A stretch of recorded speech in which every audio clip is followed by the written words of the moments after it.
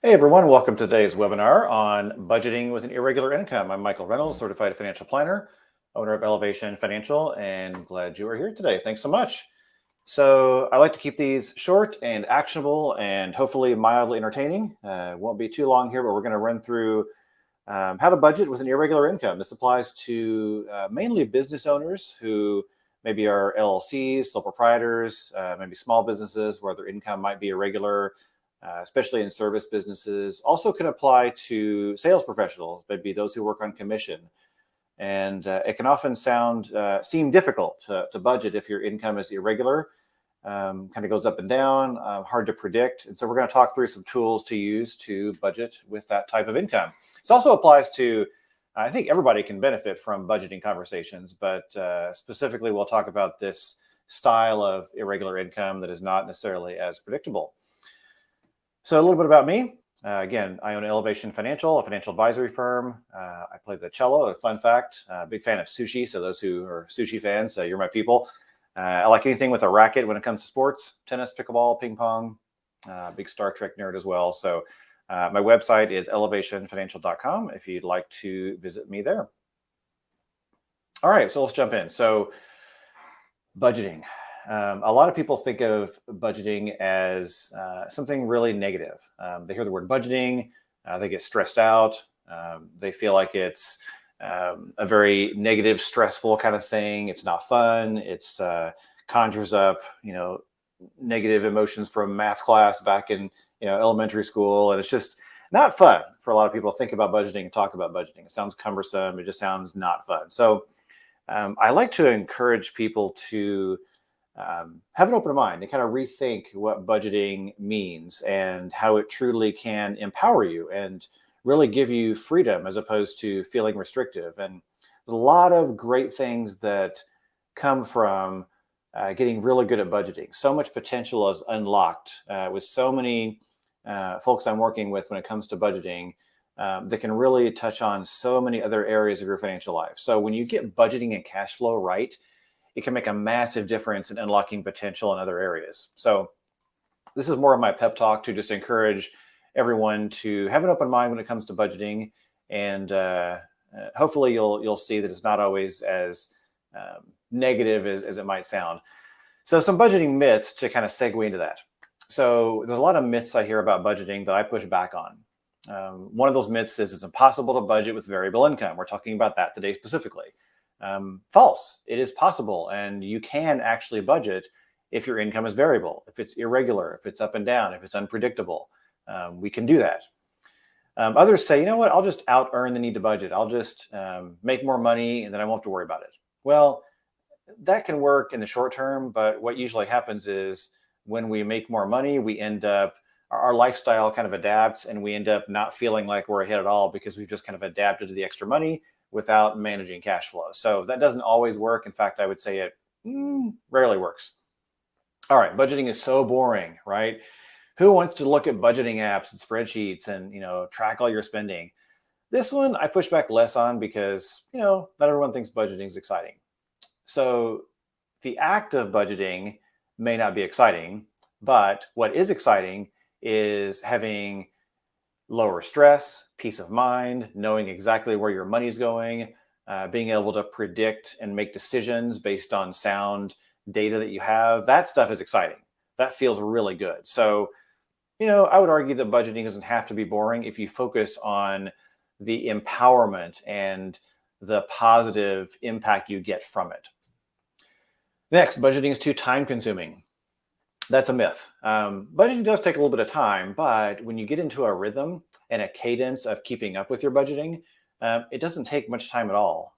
I look at, our budget in our household, every 2 to 3 days, I look at my budgeting app. I spend about 2 or 3 minutes categorizing, maybe a little longer moving some stuff around and making decisions. But really, when you get in a flow and you start to really get in control of your cash flow, you're probably spending 5 to 10 minutes a week.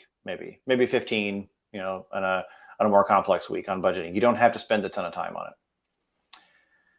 Another myth, I can do a budget in my head. Not really. This doesn't work. Budgeting in your head just doesn't really work. I mean, there's only so much we can keep track of. That's a myth. Some people say I budget by keeping track of everything I spend. They just kind of write it down or plunk it in a spreadsheet or something. To me, that's part of budgeting. That's half of it. But part of it is also managing the cash flow coming in along with what's going out and seeing how they work together. So just simply tracking your expenses is part of budgeting, but not the whole thing. And then finally, another myth: budgeting means I'll have to give up my Starbucks. That's always a big one. People think of budgeting as a constraint, as something that's oppressive, something that will suck the fun out of life. I can see why this would be a common myth, but I would argue that when you really focus on getting a handle on your budget and managing your cash flow intentionally, you end up having more freedom and you can do more things than you ever thought possible. So to me, budgeting actually equals freedom, not restriction and oppression. So those are some myths that I like to push back on when it comes to budgeting. Again, just to kind of recap, to me, once you get in the flow, budgeting really helps you understand your cash flow, which in turn lowers your stress. That is a great side effect of intentionally budgeting. And it does empower you to make better decisions. You feel better about the money decisions you're making. And it gives you freedom. Once you start to focus with intention on what your money is doing, what every dollar's job is, you're going to really be able to enjoy the freedom that comes with that. The oppressive part or the restrictive part is when you run out of money or you feel stressed and you just feel like you can't get ahead or you don't have options because money is such a stress point. When you get control, you truly have freedom. All right, so let's talk about some of the tools that are available for budgeting in general, whether your income is irregular or not. These are some tools that are available. So my favorite is You Need a Budget, YNAB for short. I will say that YNAB is a little bit of a cult. People that use YNAB are really into it, and I'm no exception. I think it's very robust. I think it is probably the best budgeting tool I've ever seen. It's got a vibrant community, and it's especially good for managing irregular income because of the way it helps you move money around in fluid ways and go with the flow is one of their mantras in YNAB. So it's very good for irregular incomes. Mint is probably one of the most popular tools out there. It is free. It's from Intuit, or it was bought by Intuit, so now it's owned by Intuit. It's great. It's a good tool. It's not as ideal for irregular income. It's a little more rigid. It's kind of like, hey, predict your income beginning of the month.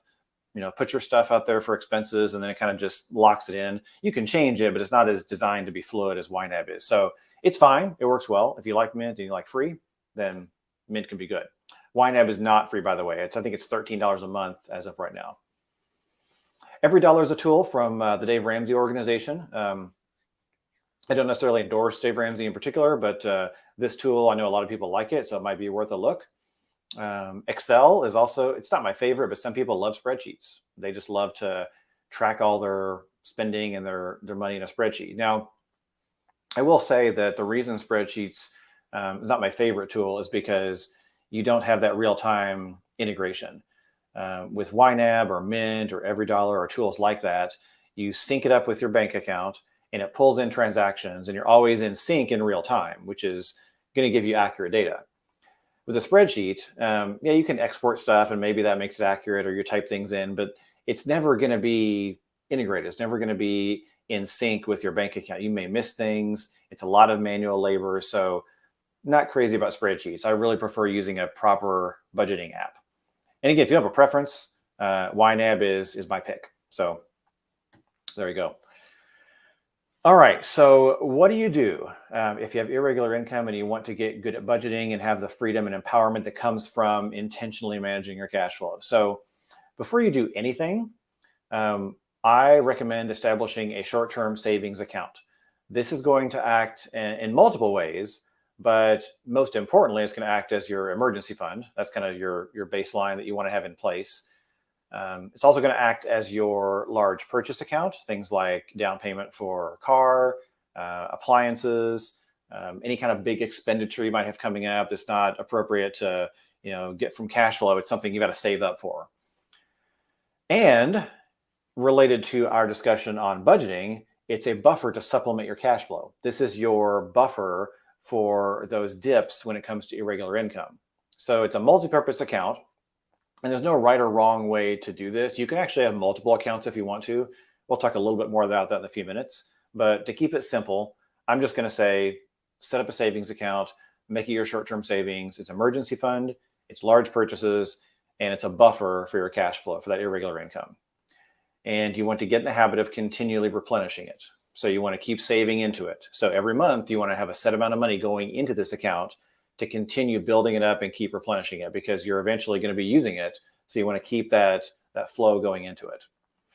I like this to be at a separate bank because that barrier between your main bank and your short-term savings can be very useful in kind of life hacking your way into not dipping into it impulsively. So I like having it at a separate bank. Then you set a baseline minimum. So you're going to look at your income from the last 3, 6, 12 months. I think 12 months plus is ideal because you're going to get better data, but do the best you can with whatever your time frame is. And from that, you're going to determine a base salary. Now, salary is a generic term I'm using. If you're, for example, a commission salesperson, your salary really truly will be a salary. It's going to be up and down, but it'll be commission and salary. If you're a business owner, maybe you're an S Corp, you're paying yourself through salary as well. So maybe you have a salary plus maybe a distribution. The distribution would count in this context as your overall salary. Maybe you're an LLC, sole proprietor, you're paying yourself through owner's draw. That's your salary. So when I say salary, I mean whatever your total compensation is coming in from your business or from your income source. So that's your base salary. You're going to get that average, determine what that is, and budget based on that figure. That's going to be kind of your baseline. And you're going to create categories for additional income. And once that minimum is reached, you're going to use the excess to save into those additional categories. For example, a short-term savings is a category. For example, a vacation, bank account could be a category.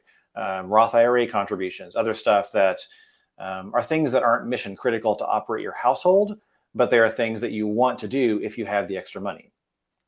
So I would argue that it's helpful to underestimate a little bit. So for example, if you're looking at the last 12 months and your average, when you look at all the income total, let's say is, $80,000. I would argue that it's useful to ratchet down a little bit and maybe shoot for 70 to 75,000, or maybe even a little lower as your base salary, because you want to have a little bit of a buffer and some breathing room for those down months. So whatever works for you, but that's how I would determine your base salary.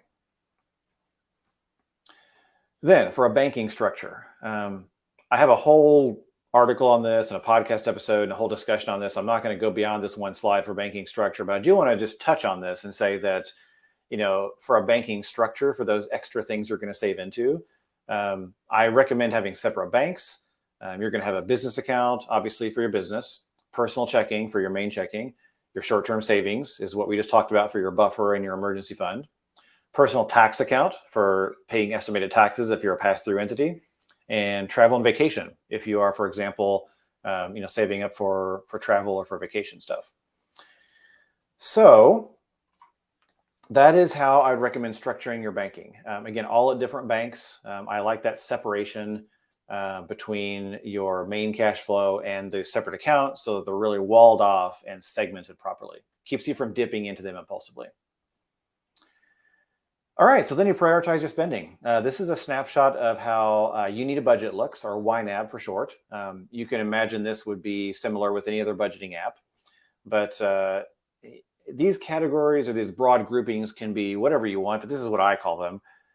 Immediate obligations are going to be things like your mortgage, utilities, internet, groceries, car loan, stuff like that. This is all stuff that's mission critical. This is all stuff that you have to pay, stuff that is necessary to operate your household. So that stuff goes to the top. That's kind of the first priority.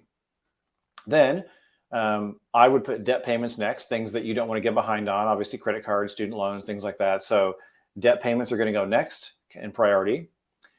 And then there's a category called true expenses. This is actually from YNAB. They coined this term as well. I use it. True expenses are things that are not luxuries. They're important, sometimes variable, and the things that you want to account for after all the mission critical stuff. So things like, household items, home maintenance, medical stuff, miscellaneous is always a good catch-all. And then you've got things like quality of life, just for fun. Those are kind of lower in the priority, but still important. I shouldn't say lower in priority, lower in order of operations, but still very important.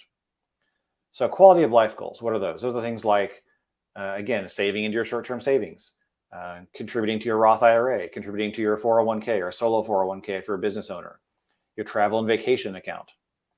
And then just for fun is stuff like, dining out, family activities, entertainment, stuff like that. So the order of operations would be mission critical stuff, debt, true expenses for the household, then quality of life, and just for fun. So you kind of cascade based on how much money you have. So your cash flow map ends up looking something like this. So the stack of money in the middle is your income. And as income comes in, you divvy it out based on what you have available. So things going into, travel and vacation bucket, short-term savings, investment, retirement, taxes. These are all things that you're going to save into as you have extra money. So if you have let's say a baseline month, and that baseline month is, let's say, $70,000, and that allows you to pay all of your household obligations, all the stuff you need. Maybe you can put a little bit into short-term savings, but you can't contribute to retirement accounts or travel and vacation. Maybe you pay your taxes, obviously that's important. Put your estimated quarterly chunks into there. Maybe that's all you do that month. Then next month, maybe you make $80,000 or $90,000. I shouldn't say that's more of a year snapshot. So let's say you make extra money equivalent to the higher level. So you have a better month, let's say. That better month would allow you to then save money into extra categories, Roth IRA, solo 401k, maybe saving up for rental properties, whatever it is. So the extra amounts you have in a given month, you can then divvy those out to those things you don't always get to, but you want to get to when you have the bonus. So the cash flow process is this. We talked about what if you have extra money? What if you have less money? That's what your buffer is for. That's what your short-term savings is for. So when you have average months, this is when you're maintaining. So you're not dipping into savings. You're maybe not saving extra into Roth IRA either. You're just kind of maintaining. You're operating the household as is. Pretty stable.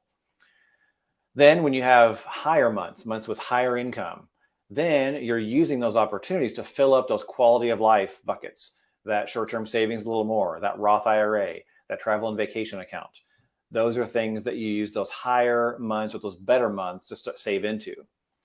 And then when you have lower months, maybe you've got a down month, maybe a slow season or something, that's when you supplement your cash flow from your short-term savings as that buffer during low months. And you want to be careful. You want to minimize that. But, if you have a month where it's pretty low and you have to operate your household, that's where you pull it from savings to make sure you have that continuity of cash flow. That's the cash flow process. That's how it works. And that's how you would operate on irregular income with your budget. Now, again, speaking specifically to business owners, not everyone with irregular income is a business owner, but a lot are. And so speaking to business owners, I want to say, get money out of your business bank account. Be consistent about that. One thing I see over and over is business owners love to leave money in their business bank account. There's lots of reasons for it, but they just love to leave it in there. They pay themselves very little. They leave money in their business bank account, and they treat it like a piggy bank to just grab money when they need it here and there. And it's very difficult to budget and plan based on that habit. So I'm a big fan of making sure you're consistently paying yourself from your business bank account. For one thing, you're being taxed on it anyway if you're a pass-through entity, which is the vast majority of businesses I work with. As a pass-through entity, you're getting taxed on money sitting there that you made. You may as well pay yourself. And that separation and getting that compensation, there's mental value and emotional value in paying yourself a proper compensation from your business. That creates a healthy separation and a healthy mindset, thinking your business is an asset that produces income for you. So get money out of your business bank account, be consistent, pay yourself. Don't leave it sitting there. Obviously, within reason, make sure you've got a buffer in your business, but outside of that, pay yourself. So keys to your success, stay on top of it. When you're budgeting, the number one issue I see with people kind of fizzling out on budgeting is they do it for a while and then they go 2 months without categorizing anything. and then they don't want to get caught up because it's a mess. So stay on top of it. Every few days, go into your budgeting app, categorize your transactions, move them around, make sure you're tracking that flow. Mobile apps work really well for this. So I use the YNAB mobile app, and it's really easy. Just pop open, categorize, see where my money is. Also, don't let perfection get in the way. Little glitches are going to pop up. Don't let them stop you. Resolve them, move on, do the best you can. And again, like I said already before, just interface with your budget every few days. Make sure that you're staying on top of it. Also, again, talking to business owners, pay your quarterly tax payments. This blows up people's budgets so much. So if you're a business owner as a pass-through entity like an LLC or a sole proprietorship, get that tax account set up. Start moving money into it every month that is equivalent to the amount you're going to need for that quarter, so that when quarterly estimate time comes around, you can simply pay directly from that tax account and you're not blowing up your personal budget. So get those quarterly tax payments paid on time. Getting behind on those is very difficult for many people to recover from. I see that a lot. It's very stressful and very clunky and cumbersome to try to overcome getting behind on taxes because you're not paying your quarterly estimates. So keep up with that. Word of caution. All right, so that is how to budget with an irregular income. Again, relevant for mainly business owners. Also, commission salespeople can use this very same system as well. So that is the system. There's variations you can do within that system. There's not always a one size fits all, but this is a great framework that should give you the tools you need to budget using that irregular income and maintaining properly and enjoying that continuity, even though your income may not be consistent and super predictable. So, all right, if you have any questions, feel free to pop them in chat. If I don't see anything in a few minutes, I'm going to go ahead and wrap up. You can always post questions on this video recording later. I do see that Carmen popped in on the webinar, says extremely helpful. Thank you. Thanks, Carmen. Glad you were here. Appreciate it. Thanks for being in attendance today.